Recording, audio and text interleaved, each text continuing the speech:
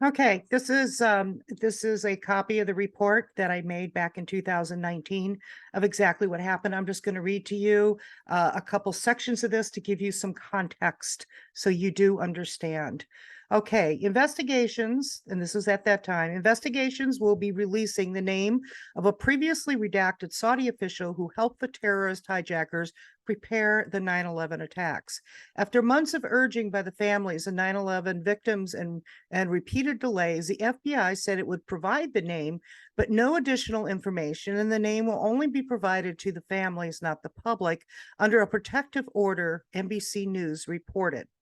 The FBI said the decision was made due to the exceptional nature of the case. The Attorney General has decided not to assert the state secrets privilege over that name, the FBI said. The Department of Justice had refused to allow the release of FBI transcripts that include redactions in order to protect a Saudi government official while citing national security concerns. The family's legal team subpoenaed the FBI last year, and this was at that time in 2019, for an unredacted copy of the 4-page 2012 summary of an FBI probe into 3 people suspected of assisting the hijackers. The probe had revealed 2 of the individuals, Omar al-Buami, an alleged Saudi spy who was in the U.S. and contacting the hijackers, as well as Faradal Durrami, former Los Angeles counselor official, and Ayman at the mosque of the hijackers that they had attended. However, the name of the 3rd individual, suspected of being an authority figure over the 2 named individuals and perhaps a senior Saudi official himself, was redacted. The refusal was criticized and left families wondering why the U.S. is protecting Saudi figures and their involvement in the 9/11 attacks, especially after 15 of the 19 hijackers were Saudi nationals. The families have been suing the Saudi government since 2003, alleging that Saudi government officials supported the 9/11 hijackers, as well as contributed funding to al-Qaeda. The Saudi government has always denied involvement in the terror attacks. Last year, a federal judge denied the Saudi government's motion to throw out the lawsuit because of the Justice Against Sponsors of Terrorism Act passed by Congress in 2016. The families were able to continue their legal fight against the Saudi government after the rejection. Okay, you can read the rest of this there, but I will add one small part of this. So I wrote at that time, so how has all this peripheral drama and the ongoing war of citizens holding feet to the fire made any difference at all? Does transparency of opening these proceedings to the public make any difference? All this stuff has been going on behind in closed proceedings. Let me tell you, a simple citizen journalist who is either myself or had other hardworking members of our CVine team who have been in attendance at these pre-trials since January 28th, 2019. Since all this began in January of this year, never once have I seen the amount of increased tempo until after Barr's announcement. This is after his announcement. The proceedings were scheduled to be for 3 straight weeks from September 9th to September 27th, including through the weekends. In anticipation of Barr's decision, the DOD locked down the proceedings in a closed proceeding for national security meetings in order to decide how to move the rest of the 9/11 pretrials forward. The closed proceedings went from noon Eastern Standard Time on 9/12 through 9/13, 9/14, and Sunday. So, in other words, Thursday, Friday, Saturday, and Sunday. They were closed right after Barr's announcement. And then they closed again on 9/15. The first open proceedings after Barr's declaration was on 9/16. On Monday, the difference was stark. Almost a difference between night and day. There was an energy shift of serious urgency, kind of a get her done type of feel, where there is still national security issues that remain silent. A number of the smaller issues previously kept quiet or redacted started to come to light. Everything now started to move forward swiftly. Well, that was short-lived. as we know by what is going on right now. So what about this article that came out today? This is huge. Actually, it came out yesterday late. This was written by the Stars and Stripes, and it's with the families of 9/11 victims sue Saudi Arabia. And it was written by Joe Duino. Okay, Tribune News Service. The U.S. government made a deal with the devil. And a tireless group of 9/11 loved ones say they are fighting for their day in court to finally prove why that was such a horrifically bad decision. No public trial over the September 11th, 2001 terrorist attacks has ever been held, though many fought for one. And the last best hope is playing out in federal court in Manhattan right now. The families want to expose how 19 Al Qaeda hijackers, 50 of them Saudi nationals, crashed 4 jets, killing nearly 3,000 in one day, got financial help. They are suing Saudi Arabia to force some type of admission. We want to make history right now and correct the narrative, Brett Eagleson told the Boston Herald this week. We want to see Saudi Arabia say it, say they had helped the hijackers. Eagleson, who was 15 years old when his dad died when the Twin Towers collapsed 21 years ago, today said newly classified FBI documents state Omar al-Bayoumi was paid a monthly stipend as a coupee of the Saudi General Intelligence Presidency. That redacted FBI electronic communication shared with the Herald goes on to state that the support for that foreign agent came via then Ambassador Prince Bandar bin Sultan Al Saud.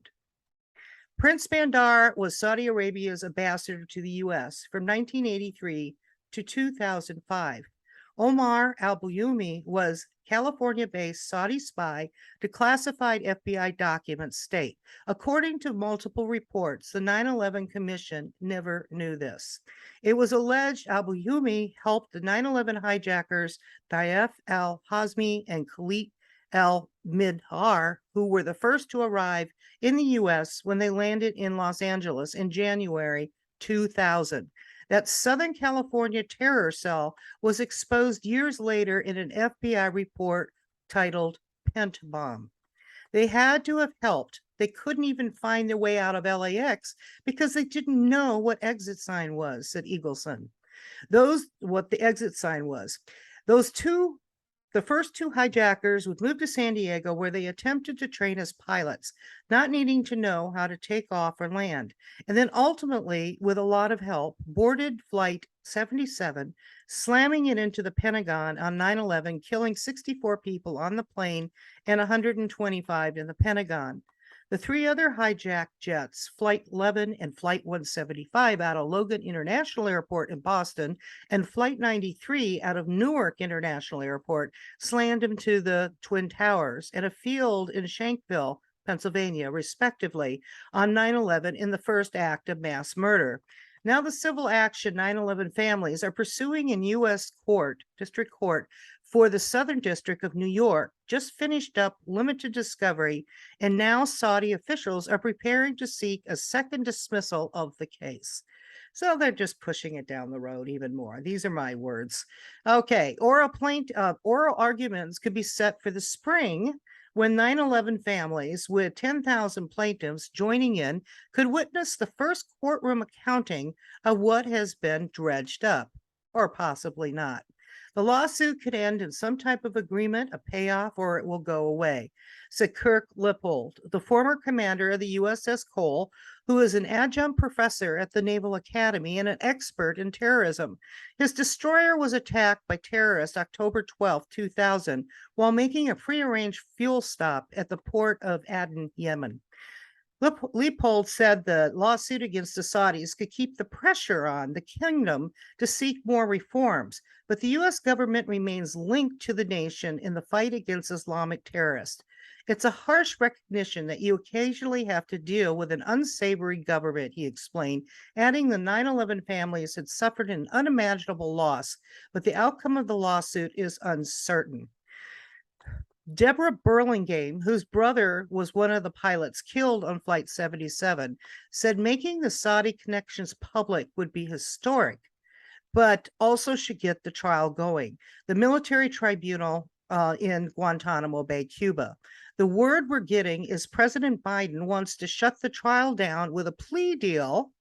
This is what I've reported before, and take the death penalty away, Burlingame said. It's been an extremely long haul. Those proceedings won't be open to the public. It remains a death penalty case against 9/11 mastermind Khalik Sheikh Mohammed and 4 other alleged accomplices. It's ridiculous it's taken this long, said Brian Sullivan, a now retired Federal Aviation Administration official based in Boston, who warned of a terror attack at Logan months before it happened. They all should have been tried and hanged a long time ago, he told the Herald. The 9/11 families, however, are seeing this through.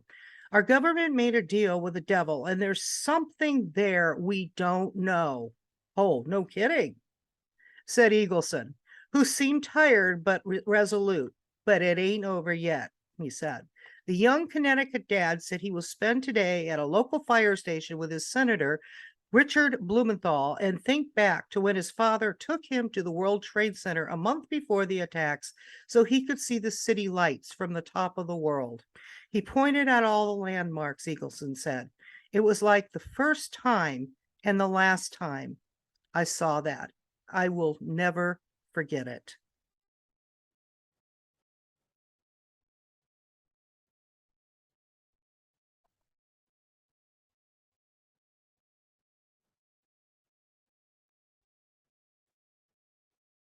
Okay, with all that being said, we do have to ask ourselves, why would Bill Barr, at that time the Attorney General, continue to hold those names redacted? That very well could be the actual orchestrators of 9/11. While we got these trials, supposedly, they're actually pre-trials still going on in GTMO with KSM et al., who are purportedly being tried as the main orchestrators of 9/11. So it's becoming more and more glaringly obvious that something untoward is definitely going on.